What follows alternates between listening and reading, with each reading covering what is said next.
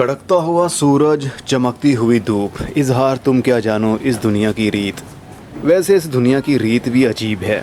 मेरे दादा कहा करते थे, सज्जा तोवे खब्बे नू और खब्बा तोवे सज्जे नू। यानी किसी को फ़ायदा पहुंचाओगे तो वो तुम्हें फ़ायदा पहुंचाएगा। ये है इस दुनिया की हकीकत और इस दुनिया की रीत। यह है काम करने का तीसरा दिन। आज है 17 सितंबर 2025। अस्सलाम वालेकुम मेरे दोस्तों, सज्जनों और बेलियों।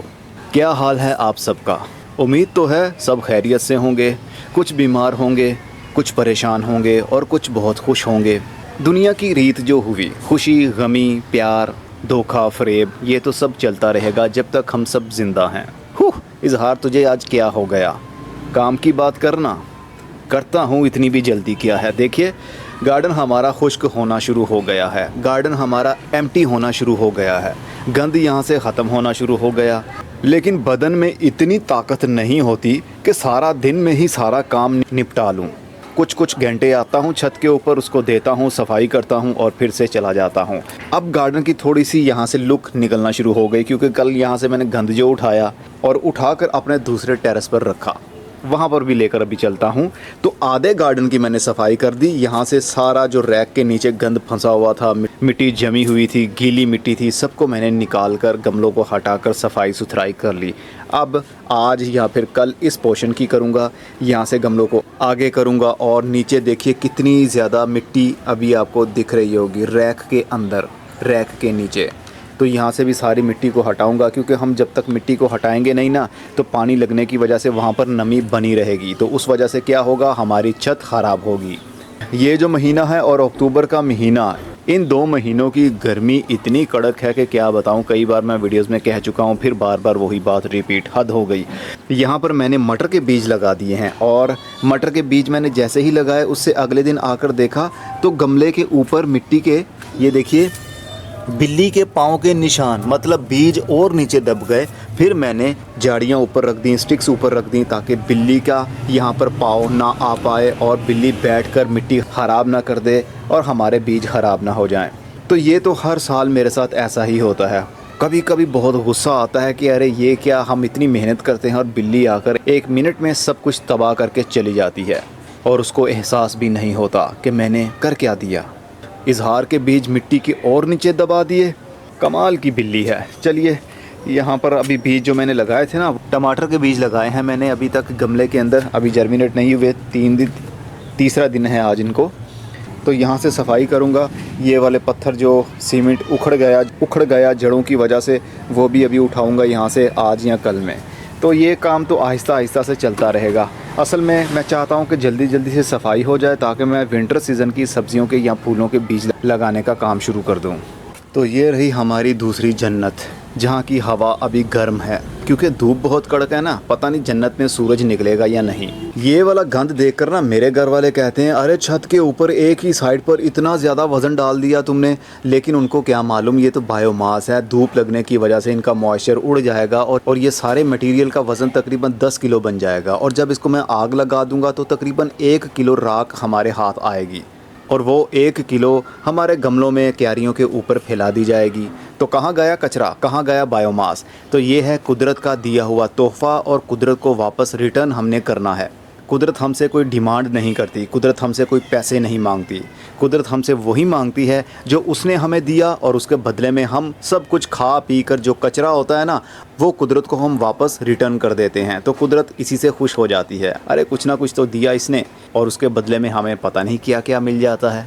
ये ज़रा ऊपर वाले लेवल की बातें हैं, हर इंसान नहीं समझ सकता। तो गमले ही गमले जनाब, देखिए जगह जगह पर। यहाँ पर तो चलने फिरने का मसला अब हो रहा है, लेकिन ये कुछ दिनों तक ऐसे ही चलता रहेगा। और जैसे ही हमारी क्यारी के साथ जो किनारे हैं ये खुश्क हो जाएंगे, तो दोबारा से गमलों को अरेंज करूँगा, रखूँगा। हरी मिर्चों के पौधे मैंने सभी उखाड़ दिए हैं। इस डब्बे के अंदर भी लगे हुए थे और इस डब्बे के अंदर भी थे। वो जो पीछे डब्बा पड़ा हुआ है उसके अंदर भी थे। इस हिस्से में भी हरी मिर्च का पौधा लगा हुआ था जो बहुत बड़ा हो गया था और उसको बहुत ज़्यादा हरी मिर्चें लगी भी हुई थी। तो कल मैंने इस मिट्टी को प्रिपेयर कर दिया है, क्यारी की मिट्टी को खूब अच्छे से गोडी कर ली है। जितनी जड़ी बूटियाँ उगी हुई थी उन सबको हमने निकाल दिया है, क्योंकि अब मैं आज या फिर कल सर्दी की सब्जियों के बीज यहाँ पर लगाने वाला हूँ। शलजम, चुकंदर और इस तरह की दूसरी सब्जियां जैसे धनिया हो गया, इस तरह की सब्जियां यहाँ पर लगाऊंगा। टमाटर वगैरह यहाँ पर मैं नहीं लगाऊंगा। हो सकता है कि 1 से 2 पौधे यहाँ पर भी मैं शिफ्ट कर दूं, क्योंकि कंपैरिजन करना मेरा काम है। गमलों के अंदर भी लगाऊंगा और 2-3 पौधे हम क्यारी के अंदर भी लगाएंगे और देखेंगे ज़्यादा स्पेस देने की वजह से पौधा कितना फैलता है और उसको कितने टमाटर लगते हैं और गमले के अंदर क्या रिज़ल्ट मिलता है। उसके ऊपर तो एक डेडिकेटेड अलग वीडियो बनेगी ही, और जो कि बनना शुरू हो भी चुकी है। बैंगन का पौधा भी मैं आने वाले टाइम में यहाँ से निकाल दूंगा, उखाड़ दूंगा, और इसको देखिए फिर से बैंगन बनना शुरू हो गए हैं। जो उस दिन आपने बैंगन देखे थे ना, वो सब के सब मैंने उतार लिए थे, और जो छोटे छोटे से वो रह गए थे और वो बड़ा होना शुरू हो चुके हैं। जो गमलों के अंदर लगे हुए थे छोटे पौधे, यानी छोटे गमलों के अंदर बड़े बड़े पौधे, देखिए मैंने इनको तकरीबन हार्ड प्रून कर दिया था काफ़ी सारे पौधों को। तो अब इनकी नए सिरे से ग्रोथ बढ़ना शुरू होगी। कुछ लोगों ने मुझे पेड व्हाट्सएप के ऊपर मैसेज किया कि हम भी लाहौर से हैं, हमें अपने बैंगन के पौधे सेल कर दें। तो मैं माजरत चाहूँगा आपसे, ये मैं बेचने के लिए नहीं लगाए थे, ये तो एक्सपेरिमेंट के लिए लगाए थे, और एक्सपेरिमेंट मेरा कामयाब रहा। इस साल का बहुत कुछ मैंने सीखा इन पौधों को लगाकर और इनके ऊपर एक्सपेरिमेंट करके। सबसे बड़ा फ़ायदा इनको लगाकर मुझे क्या हुआ, मैंने आपको 3 से 4 वीडियोज़ में ऑलरेडी बता दिया है कि बरसाती मौसम जल्दी शुरू हो गया, फर्श के ऊपर मिट्टी जमा होने की वजह से मॉइस्चर लेवल और बढ़ गया, जड़ें बाहर निकल आईं और उनको वहीं से खाना मिलना शुरू हो गया। इस तरह की मैंने डिटेल में आपको बातें बताई हुई हैं। अब इस पौधे को भी मैं उखाड़ दूंगा। यहाँ से भी बैंगन, ये देखिए 2-3 बैंगन लगे हुए हैं। तो इस क्यारी के अंदर भी मेरा प्लान है कि मैं कुछ ना कुछ लगाऊंगा, और इंशाल्लाह ज़रूर लगाऊंगा। गमलों की प्रिपेयरिंग मैंने शुरू कर दी है। असल में मेरी जो ये मिट्टी है ना, ये बहुत फर्टाइल होती है, इसीलिए मुझे बहुत अच्छा रिज़ल्ट मिलता है। चाहे मैं फूल वाले पौधे लगाऊँ, चाहे मैं सब्ज़ी वाले पौधे लगाऊँ, या फिर हाउस प्लांट्स लगाऊँ फूलों वाले, सबके अंदर माशाल्लाह मुझे बहुत अच्छा रिज़ल्ट मिलता है। और यही रिज़ल्ट आप जब देखते हैं तो फिर परेशान होते हैं कि अरे तुम करते क्या हो। मैं कुछ भी नहीं करता, बस जो बेसिक नेचर को चीज़ें पसंद है, मैं नेचर को नेचर के करीब ही रखता हूँ, नेचर को शहर के करीब नहीं करता। जब तक हम इंसान मिट्टी के साथ जुड़े रहेंगे, हम भी तंदुरुस्त रहेंगे, और नेचर के करीब होने की वजह से नेचर आपसे बहुत खुश हो जाएगी। और जब नेचर खुश हो गई तो फिर सारे मामलात ही सही हो जाते हैं। मिट्टी से दूरी हमें नुकसान पहुँचाती है, हमें परेशान करती है। जब मिट्टी और हम इंसानों के बीच में ये प्लास्टिक की जूती आ गई, जो कि वो भी टूटी हुई है, जूती भी किस घटिया क्वालिटी की बनाई है, ये आप देख रहे हैं ना, ये है प्लास्टिक की रस्सी जिससे हम चीज़ों को बांधते हैं। इस जूती बनाने वालों ने इतने पैसे बचाए कि ये देखिए, ये रस्सी के साथ जूती को बना दिया, इसके साथ ये जुड़ी हुई थी। तो जब हमारी ईमानदारी का ये हिसाब हो जाएगा तो हम क्या करेंगे, क्या तरक्की करनी है हमने। हम अपनों को ही लूट रहे हैं। जबकि ये जूती 1000 रुपये की ली मैंने, और हकीकत इसकी आप लोगों के सामने है। हद हो गई है। जब तक ये जूती हमारे और मिट्टी के दरमियान रहेगी, ज़मीन के दरमियान रहेगी, तो नुकसान ही होगा।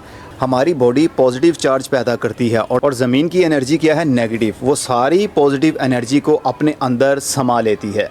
इसी वजह से पुराने लोग ज़्यादा हेल्दी और सेहतमंद रहा करते थे, क्योंकि वो मिट्टी के साथ अटैच रहते थे और अपने बच्चों को भी मिट्टी के साथ अटैच रहने के लिए कहा करते थे।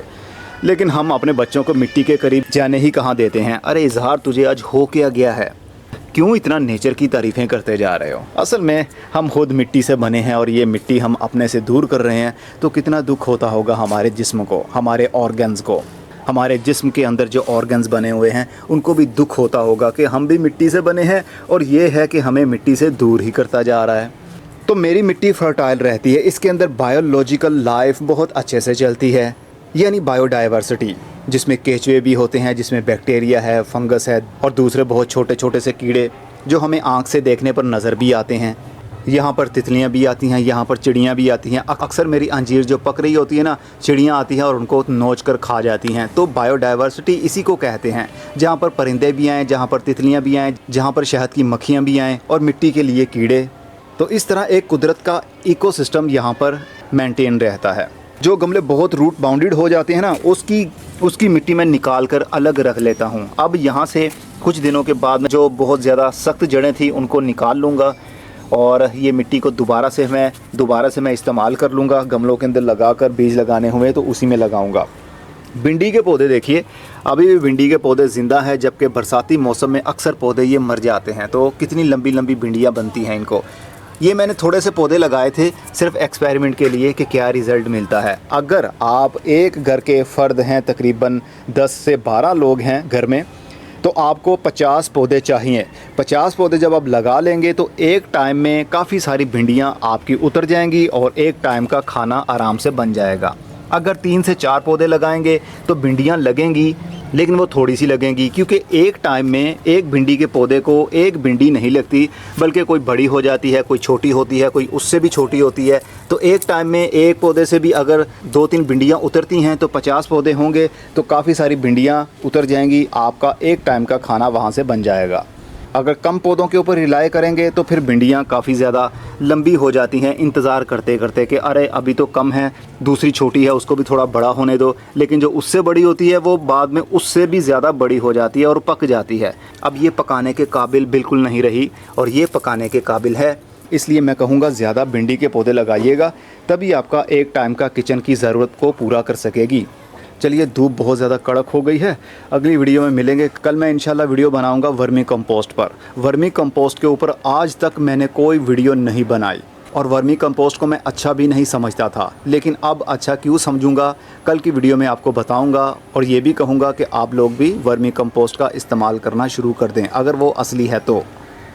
फिर मिलेंगे, खुदा हाफिज़।